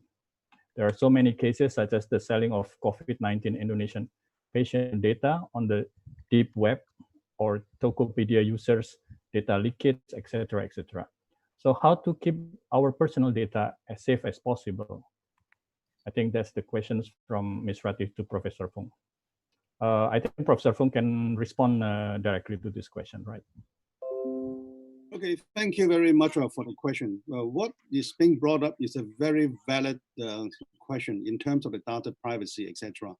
If you take a look at the framework that I have shared earlier on, it is being considered as one of the important parameters in terms of any organization, in terms of how you handle the data. And as a matter of fact, there are government rules and laws against how we're going to use the data, etc. So even from Gartner's, one of the recent report I've seen earlier on, they're saying that if a company is able to demonstrate they have a proper rules in handling with the data, they have to show a few things. What have they done in terms of what are the technology to apply, and what are the procedure, and even when they have, if any leakage, how do they deal with it? So how consistency in terms of the handle any problem. So to answer the question quick, easily, honestly, I would say there's no single answer saying that can we 100% protect it. And I can assure that even the most secure system in the world, if somebody want to hack it, they one way or another, sometimes it could be the internal problem or the human error as well. So I would say that individually, each one of us, we need to be aware of the implications. And in terms of the organization, we need to really check, if we're dealing with a company, then we have to find out, is there any past record, how we deal with that. So nevertheless, as I said, we just have to rely on the government's policy. Just like, for example, like in Europe, they do have this general data protection regulation, and also it's all coming up now. And then I believe that if we are, as a developer, they're working on this one, we need to put in place and also the measure. And that's what I can say. And ultimately, every one of us has a public, public domains and information, our digital footprint on the internet. So we also need to be careful on that one, how we do our personal privacy setting. And also, we got to be careful not to click those websites we're not too familiar with, and also any email coming in, any email telling you could give $1 million, you send them $1,000 of Bitcoin to give you back $2,000. Those kind of things. We got to be careful, each one of us individually. We have a part to play, and we also have to rely on the government. Okay, and I hope I answered your question. Thank you. Okay, thank you, Professor Fung. Next, maybe Mas Kunchoro or Pak Kunchoro could present the next question. The second question is for Prof. Sim from Miak Azim. The question is, being an SDG advocate, I feel we all were so near to reach out the 2030 goals. But after this pandemic, we are back in 2014 statics and suffer from economic decline. So how can we make an effort to ensure our goals of SDG? Thank you. So honestly, I think that the last time before COVID, we will not reach the SDG goal also, because the whole model was based on donation, and you cannot donate money to end poverty, and there is no so many trillions of dollars available for the foreign aid. So what the UN is talking about actually doesn't work. So what we need to do is to always observe that people can only get out of poverty by business, marketplace, and hard work. If they are not creating value addedness in their produce, you cannot get them out of poverty. So what we need to do is to move them up the supply chain and treat them as customer, and with the aim of increasing their productivity with machine, with technology, moving the business model up the ladder. We cannot follow the UN by donating money. This doesn't work, okay? So China got out of poverty by unlocking the spirit of enterprise and good work ethics of 700 million people. They just got 700 million people out of poverty in 30 years. And the last 20 years, India got 200 million people out of poverty through the marketplace as well. Indonesia is going to be the 5th largest economy in the world. And it will be the same. We have to make the Indonesian intelligence convert into market economy and use technology to convert into market-based solution. What we need to do is to prevent the money from going concentration to the top 0.1% of people and put in their pocket. This is the issue where we have to tackle distribution of wealth. Therefore, when we empower the farmers and the low-income people, we have to give them also the power of autonomy. And otherwise, there is enough money in the world, there's enough energy in the world, there's enough food in the world, but we have poverty because it was artificially created by the capitalist system. We have to be half capitalist and half humanitarian.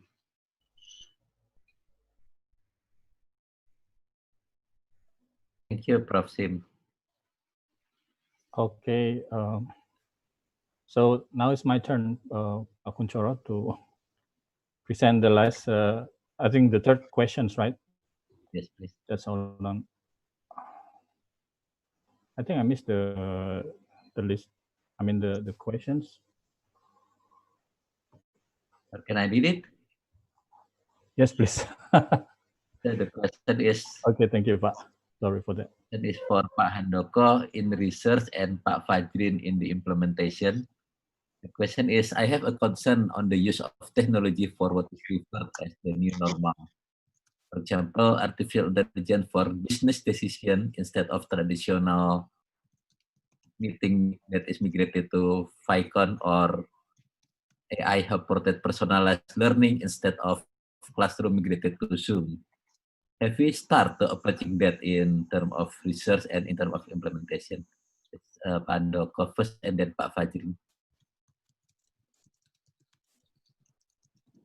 Terima kasih. Thank you for the question. So I will try to answer it. Actually, it is quite difficult for us to conduct, for instance, I'm talking about research, yeah. I'm talking about research, yeah. To conduct research just through the, for instance, digital communication, yeah.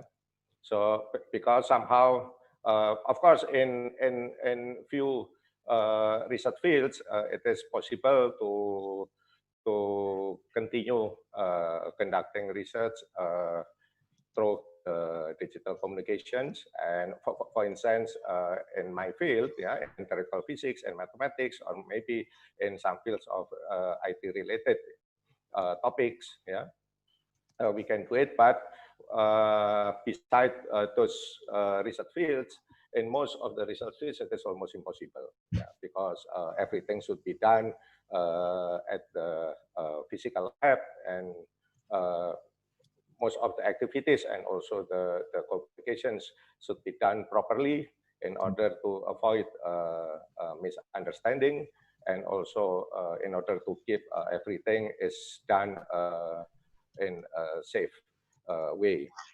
So But we have to find out how to we can continue conducting research in this challenging pandemic time. Yeah. But at LIPI, fortunately, we have so far we we can continue conducting research without any obstacles. Yeah, while we still keep the physical distancing, we still keep the health protocol and so on. Yeah. I don't know if it's already answered the question. And maybe in implementation, Pak Fajri. Yeah, so thank you. Again, I think from the business perspective, what matters is you solve the problem, right? So so what is the challenges that you want to face, right? Because not every industry or not every problem needs all of the technology, right?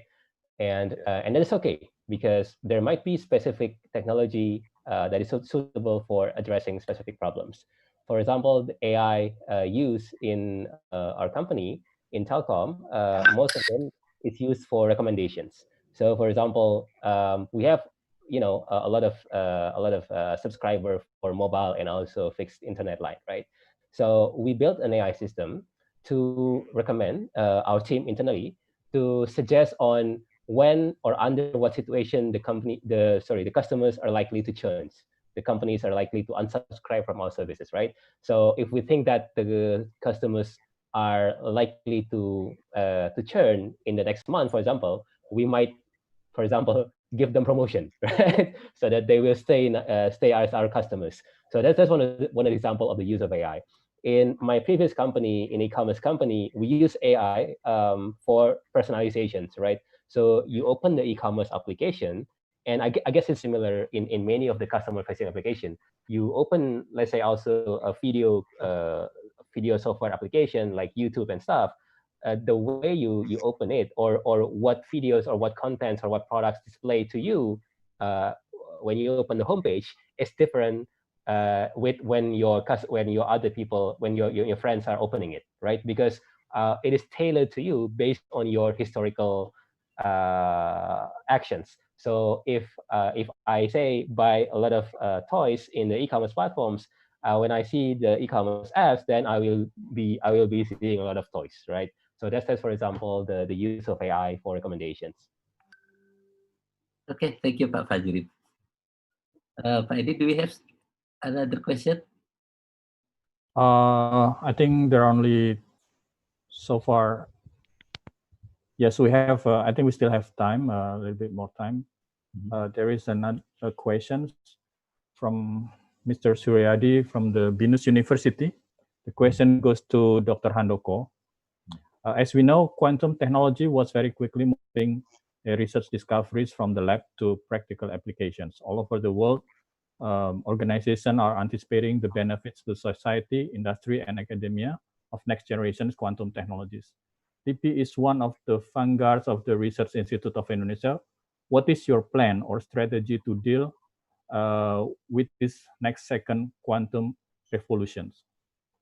Yeah, actually, quantum technology is one of the, I'm not saying promising, yeah, but maybe it is one of the most advanced technology. But as far as I know, there is no well-proven result so far for the implementation. Yeah, if we are talking the implemented technology, right? But of course, under the what they call as the binary world, yeah, the binary world, we have a lot of limitation, and we consider that quantum technology could be the maybe the most prospective answer in terms of not I'm not saying to replace the binary technology, but it is one of the available knowledge we have. Yeah, we already have. Yeah, as the alternative of the binary technology, and In particular, LIPI, we have research center for physics. Yeah, actually, I'm belonging to the center, and within the center, we have high energy physics group. Yeah, either the experiment and also the theoretical group, and I'm also belonging to the group. Yeah, because I'm a theoretical physicist. Yeah, so and we are working on that right now. Yeah, including the quantum computing, including the quantum dot, and everything. Yeah, related to the quantum technology, to the future quantum technology. Yeah, we always try and do our best to keep ourselves following the the most advanced technology to make ourselves to be ready when the technology is getting closer to the implementation. Okay, thank you, Dr. Handoko. Terima kasih, Pak. Thank you, everyone. We apologize for the Q&A session could not be made in 20 minutes due to the limited of time, but we will accept all the questions and we'll provide the response later on. So now we are moving to the next sessions. I would like to offer it to Pak Kunchoro. Oh yeah, okay, thank you for all the panel speakers. The conclusion of the discussion is now presented by Pak Arifin. You have known Pak Dr. Arifin Nugroho is one of the advisor of the IEEE Indonesia Section and also the chair of IEEE Aerospace and Electronic System Society of Indonesia. Actually, more than 10 years ago, Dr. Nugroho led the preparation and launching of Telkom 1 satellite. So, Dr. Arifin, time is yours.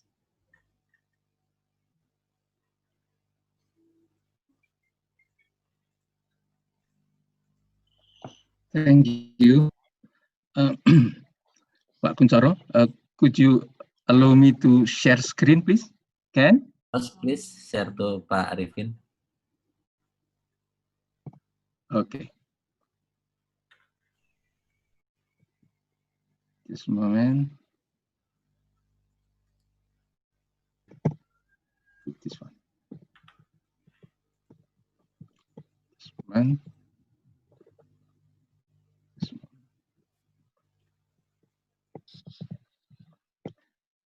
Yes. Hello, good afternoon again, everyone.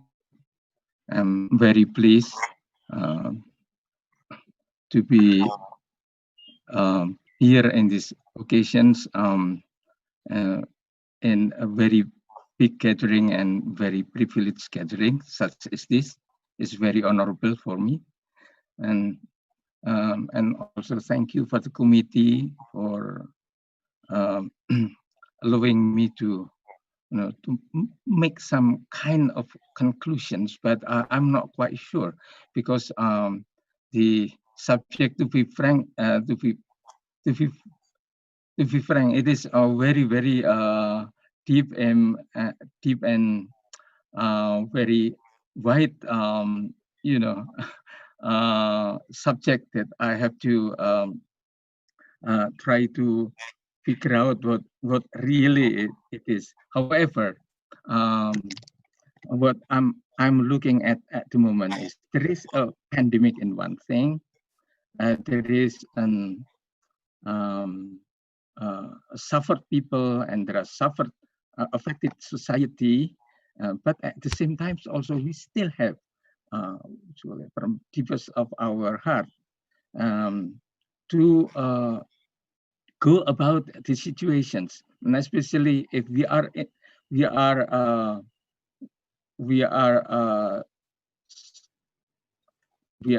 putting ourselves into an quote unquote incumbent society, which is very much affected by this pandemic. So we have to go about this situation. So in this case, I would like to just share to you how serious, but it's not necessarily that this is the end of the world, as Mr. Fajrin has mentioned. that there is always an opportunity behind the badness of things. So, so look at this one here. For example, in Indonesia, there is a nearly 2% per day, the rate of change of the infected person by COVID. So right now we are achieving more than, I believe, now we are already 26, correct? So it's got to be nearly 90,000 or more. So this is already passing the People Republic of China already. And look at this in the US, what is happening. The US motor gasoline, due to this pandemic, drops, meaning that there will be some kind of loss in the business, of course. There will be what you call it, a tremendous effect of this economy because of the COVID. On the other hand, look at this very figure here. We see that almost in every part of the world, there are countrywide school closures. So all of a sudden, the youngsters are getting, getting more and more familiar with the use of internet for surviving at the school. They are not allowed to go to school, but they have to do study. They have to learn something. So this is very much, in my opinion, a very much positive things that everyone should learn about this matter, because people are getting ready to communicate with anyone on earth very easily using the internet. Unlike before, before of course, what you call it, internet communication has already been so popular, but right now this is a question of life and death. So this is really, in my opinion, this is something to be learned by everybody, that COVID in such a case give us what you call it, learning and a very, very precise manner to do in the future. Okay, of course, this is what you call it. This is the I'm sorry, I call it a very notorious charts of the active cases. Unfortunately, it is growing all the time, and there is no sign where it's going to be, saturated, and so on and so forth. We cannot predict. However, look at this. The video games has been gaining while sports have lost out. Here, the traffic, because I'm a communication engineer, I'm very much interested with the traffic. So this means the traffic, daily traffic will be increasing all the time. So it means that for telephone company has to be alerted for this. Otherwise, there will be SLA, which will be missing.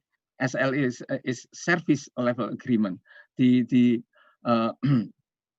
operator has to make a service level agreement high enough so that their customer will not churn as Pak Fajrin mentioned.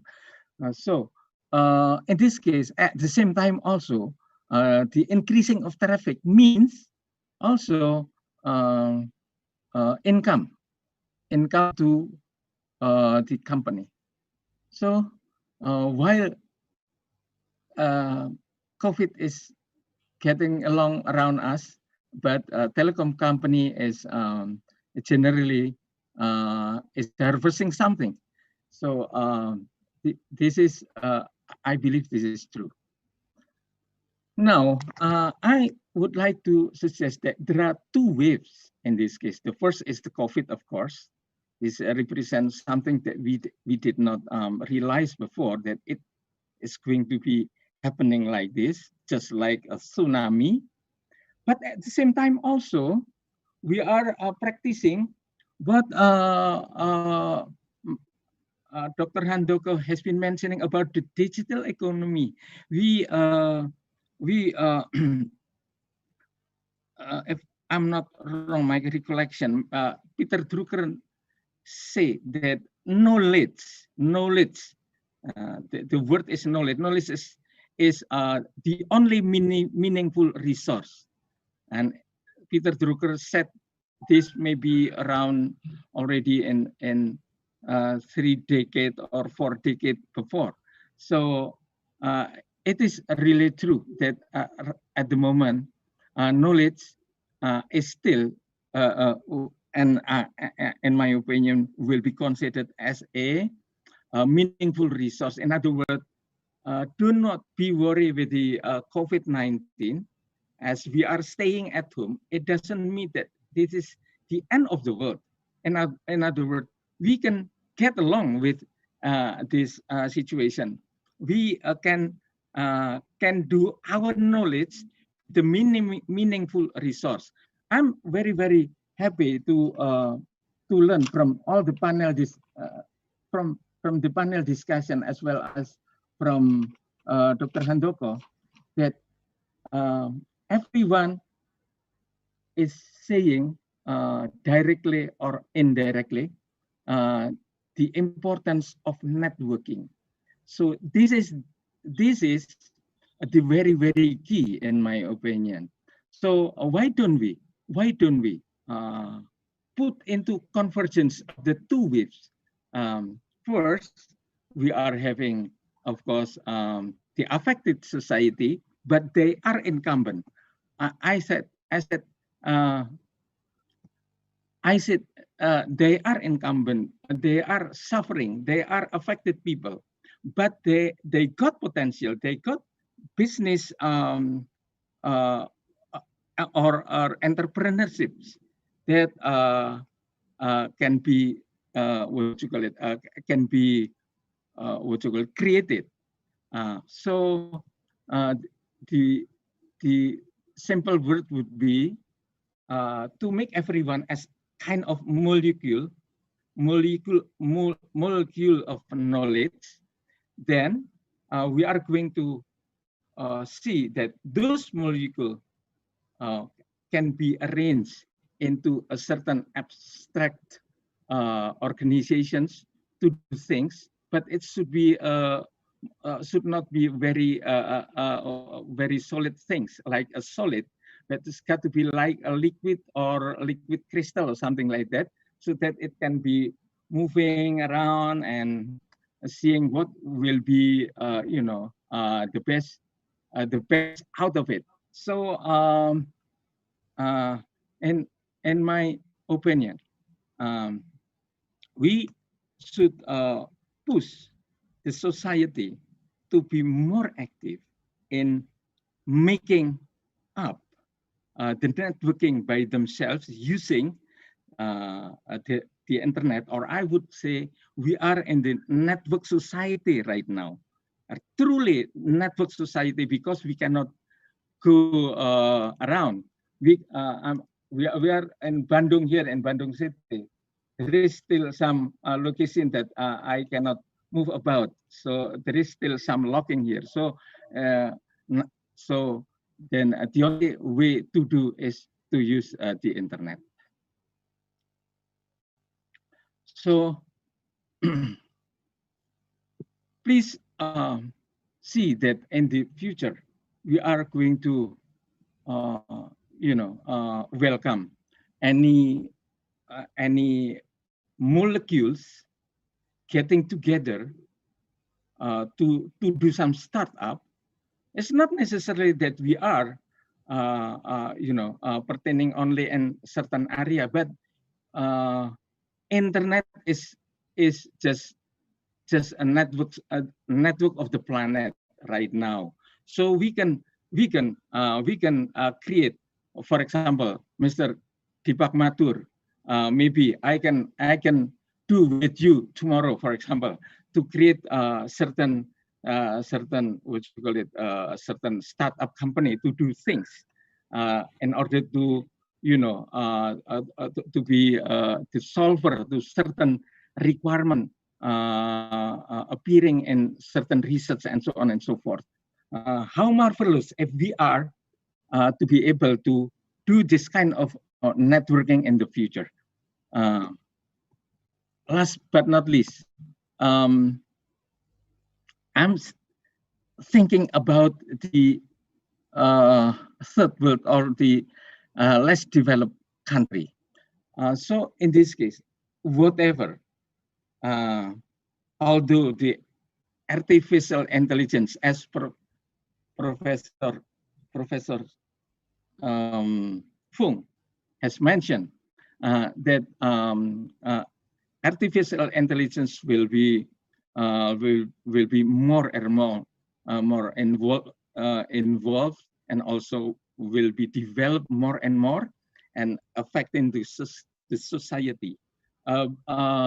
However, we should also realize that in many parts of the world, as has been mentioned by Professor Sim, that there are 4 billion poor people still, 4 billion people.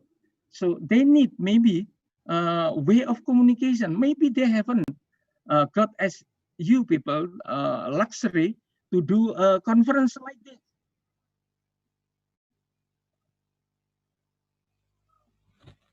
As we are electrical engineers, we have to be concerned with how to distribute the communication means to those people in the less developed country or less fortunate country. So, for example, we are thinking about, of course, satellite, but also in the future, also the UAV or the airships, and maybe as the last, yes, the last figure here is around 10,000 satellites to be put in orbit at about 600 kilometers or so, which will serve the broadband for every people on the planet.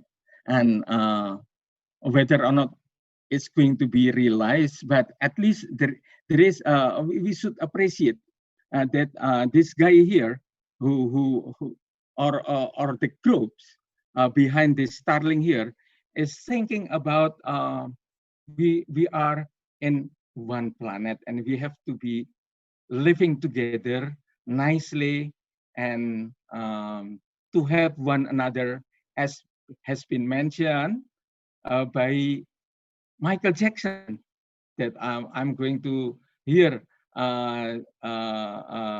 very soon. There will be, the obsessions of him, which I'm very fond of it. And thank you very much, ladies and gentlemen. And I will pass on this to Pak Edi. Thank you. Okay, thank you, Dr. Arifin Nugroho, for your very thorough conclusions. I think it's not so easy to conclude for all the materials that's been presented by the speakers, because it reads quite wide range of topics. Anyhow, let's now we move to the final speech. This is the conclusions. Will be provided by Mr. Liu Hua Chiang, who will provide the closing remarks of the third webinar. So the time is yours, Mr. Liu. All right, thank you. Distinguished speakers, panelists, Region 10 Director, Puan Puan dan Tuan Tuan. It is a great pleasure for me to say a few words at the end of this Leadership Summit. This is the final and the third installment of the Leadership Summit webinar. In total, we have more than 600 participants since we started the first installment in May 2020. The objective of this Leadership Summit is to promote understanding and appreciation among the participants of what it means to be a leader. The organizing committee has done this by inviting highly established speakers to share their learning journey. This conference could not have been without the strong and unwavering support of Region 10 Director, Professor Akinori, and the leadership of Ibu Agnes, Dr. Nia, Professor Wisnu, Singapore Office, and the team of all the committee members of Indonesia. There is an old saying in Japan, Ichigo Ichie. It means one precious opportunity to meet someone in all your life. Originally, the word is one of the important rules of a Japanese tea ceremony, which means that when you have a tea ceremony, you must do your best, thinking it is only one chance to have a ceremony with people there at that time in your life. The same thing can be applied to meeting people. Even if you may have another opportunity, you should think that it is only one chance or the last one to meet them in all your life. It is important, therefore, for everybody in this webinar to keep good relationships with one another. Finally, on behalf of the organizing committees, I would like to express my appreciation to all the participants for taking time out of their busy schedules to attend the webinar. I would like to close my remarks and officially announce the end of the webinar and wishing the future prosperity of all the participants. Our learning journey will continue. So maybe we will have the opportunity to be together again soon. But for now, I wish you all the best. Thank you. Terima kasih. Arigatou gozaimasu. Thank you. Okay. Thank you, Mr. Leo, for your closing remarks. So on behalf of the committee, we, the moderator, or Mr. Kunchoro would like to make some, okay.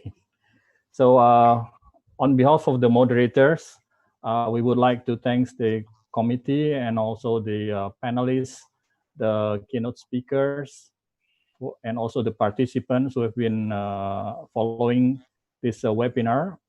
Until now, there are 173 participants so far. And we would like again to thank you for everyone of you. And don't forget that before we close this event, there will be a group photo session, I guess. Maybe it will be led by the committee for that. Okay, thank you once again and see you in the next events. Bye-bye. So we should just post our face in front of the camera. So from maybe Bu Agnes, would you like to give the instructions, like 1, 2, 3? I will to screenshot all of you in this frame. So please take a pose. Freestyle? Okay, freestyle is okay. 1, 2, 3. Again, 1, 2, 3. Thank you very much. Thank you. Thank you, Thank you, Bu. Bye-bye, everyone. Prof. Akinori. Thank you very much. Thank you. Bye-bye. Wonderful. This is the last webinar series, Ibu Agnes? Oh, yes. Thank you very much, Pak Paul. So thank you, Pak Fajrin. So there is no more webinar like this one? I don't think so. Actually, I want to make a thing before we end up. First. We can start a new series, I guess. Maybe. That guy speak up, you know. Agnes. Can say Yes, thank Pak you. Arifin. What about Michael Jackson's? Oh, Michael Jackson. we are really sorry that there is a problem when Oh. rendering process. So the team of the editor team just now inform about that. For the video, we will upload in the YouTube, and we will share the link to all of you. And we are very appreciate to all of your great effort and send me the video. It is very meaningful for us. Thank you. Thank you. And maybe I would like to say thank you again, especially for the support from Region 10, Professor Akinoli, and then also Prof. Lansfu, and Leo, and Iwel, who always support us, and all of the committee here.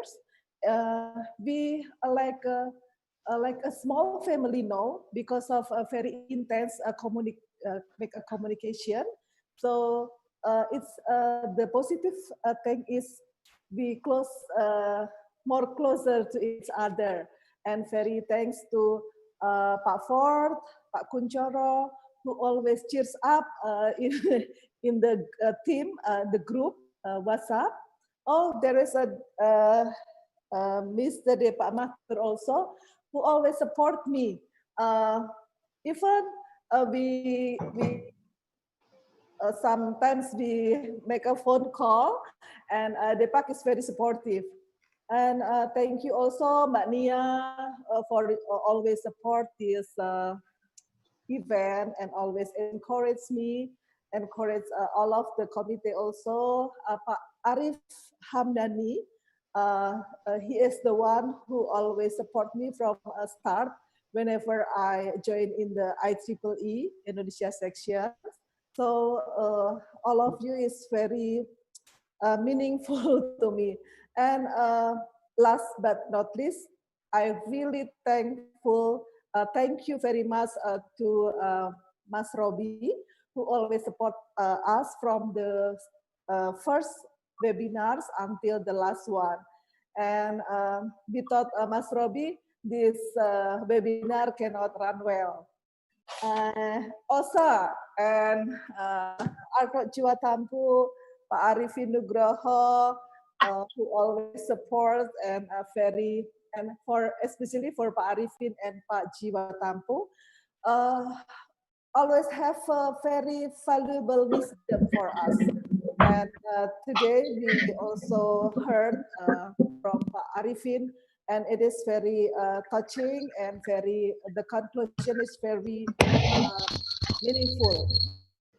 Thank you. Maybe others would like to say something here. Okay, everybody come Singapore. I buy dinner. Really? Yeah, come. Jakarta. Okay. You come. I settle the dinner. August. Yeah, Leo, I want to see your fans. Come here. Yeah. Bu Lisa, thank you so much, Ibu. Sama-sama, Bu Agnes. Thank you. Yeah, we bisa. Thank you. Thank you. Okay, allow me to leave this. Okay. Bye. Bye. Thank you. Bye. Thank you. Bye, Professor Fung. Thank you. Bye. Have a good weekend. Yeah, you too. You. Bye. Bye. Bye, Professor. Bye, Prof.